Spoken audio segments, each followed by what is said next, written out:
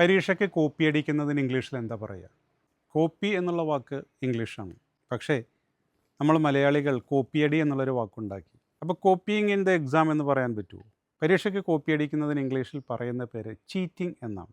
He cheated on the exam. അവൻ പരീക്ഷയ്ക്ക് copy അടിച്ചു. കണ്ടോ, ഇവിടെ കോപ്പി എന്നുള്ള വാക്കേ ഇല്ല. അത് നമ്മൾ എന്തിൽ നിന്നെങ്കിലും പകർത്തുന്നതിന് കോപ്പി എന്ന് പറഞ്ഞ് മലയാളത്തിൽ കോപ്പിയടി ഉണ്ടാക്കിയതാണ്. He was caught cheating in the exam. അവനെ പരീക്ഷയ്ക്ക് കോപ്പി അടിച്ച് പിടിച്ചു. Students who cheat may be suspended from the exam. Copy അടിക്കുന്നവരെ സസ്പെൻഡ് ചെയ്യുന്നതായിരിക്കും.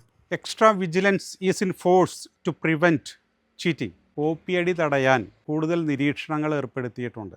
He resorted to cheating to pass the exam. പരീക്ഷ പാസ്സാവാൻ അവൻ കോപ്പിയടിയെ ആശ്രയിച്ചു. I think he cheated because his answers were exactly the same as hers. എനിക്ക് തോന്നുന്ന അവൻ പരീക്ഷയിൽ കോപ്പി അടിച്ചിട്ടുണ്ട് എന്ന്. കാരണം അവൻ്റെ ഉത്തരവും അവളുടെ ഉത്തരവും സെയിം ആയിരുന്നു. ഇങ്ങനെ കോപ്പി അടിക്കാൻ ഉപയോഗിക്കുന്ന പേപ്പറുകൾക്ക് നമ്മൾ പറയുന്നത് തുണ്ട് കടലാസ് എന്നല്ലേ? എന്നാൽ ഇതിൻ്റെ ഇംഗ്ലീഷ് വാക്ക് എന്ന് പറയുന്നത് ചീറ്റ് ഷീറ്റ്സ് എന്നാണ്. The teacher കോൺഫിസ്കേറ്റഡ് his cheat sheets. Teacher അവനിൽ നിന്ന് തുണ്ടുകൾ പിടിച്ചെടുത്തു. അപ്പോൾ ചീറ്റിംഗ് എന്നുള്ളതിന് നമ്മളൊരിക്കലും നേരിട്ട് അർത്ഥം കൽപ്പിക്കാത്ത മറ്റൊരർത്ഥമാണ് കോപ്പിയടി. ഇനി ഭർത്താവിനോ ഭാര്യയ്ക്കോ മറ്റൊരാളുമായുള്ള ബന്ധത്തിനും സാധാരണ ഇംഗ്ലീഷിൽ ചീറ്റിംഗ് എന്നാണ് പറയുക. അവിഹിതത്തിന് ചീറ്റിംഗ് എന്നാണ് പറയുക. He cheated on his wife. നമ്മൾ മലയാളത്തിലും പറയാറില്ലേ, അയാൾ ഭാര്യയെ വഞ്ചിച്ചു. Many marriages break because of cheating.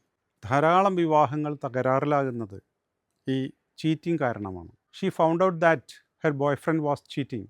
അവളുടെ ബോയ് ഫ്രണ്ടിന് മറ്റാരോടോ ബന്ധമുള്ളതായി അവൾ കണ്ടുപിടിച്ചു. ചീറ്റ് എന്നാൽ വഞ്ചിക്കുക, ചതിക്കുക, നമുക്കറിയാം. അതൊരു വേർബാണ്. എന്നാൽ ചീറ്റ് ഒരു നൗണും കൂടിയാണ്. വഞ്ചകൻ എന്നുള്ള അർത്ഥത്തിലും ഉപയോഗിക്കുന്നത് ചീറ്റ് എന്ന് തന്നെയാണ്, ചീറ്റർ എന്നല്ല. He's A cheat. അയാളൊരു വഞ്ചകനാണ്, അയാളൊരു ഡിസോണസ്റ്റ് പേഴ്സൺ ആണ്. ഇംഗ്ലീഷിൽ വഴക്കിടുമ്പോൾ യു ബ്ലഡി ചീറ്റ് എന്നൊക്കെ വിളിക്കാറുണ്ട്. അപ്പോൾ ചീറ്റ് എന്നുള്ളതിന് ഒരു നൗൺ ഫോമും ഉണ്ടെന്നർത്ഥം. Okay, thank you.